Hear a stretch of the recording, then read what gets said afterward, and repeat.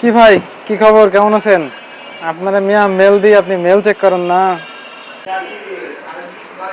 সকাল থেকে 3,000 টাকার বিক্রি নাই, আজেরা 30,000 টাকার খাওজানির পেঁচাল পারতে আসছে। ভাই এখন কি ইমেলের যুগ আছে? আপনি তো সরাসরি কল দিতে পারেন অথবা হোয়াটসঅ্যাপে নক করতে পারেন। এই ইমেল মিমেল কি এখন কেউ চেক করে? আপনারা কি পাঠাইছে আপনি চেক করবেন, তারপর তো বুঝবেন। ইমেল না চেক করলে বুঝবেন কিভাবে আপনারা কি A পাঠাইছে? few moments later. আবারও ওই একই কথা বলতেছেন। এই ইমেল মিমেল এখন চেক করি না ভাই। আপনার যেহেতু ইমেল চেক করার টাইমই নাই বা সময় নাই, আমি 3 লাখ টাকার একটা অর্ডার দিয়েছিলাম, তাহলে থাক আমি অন্য জায়গায় দিয়ে দিচ্ছি অর্ডার। আরে ভাই কি বলেন? এখনই ইমেল চেক করতেছি। বিরিয়ানি খান, বিরিয়ানি আনাই।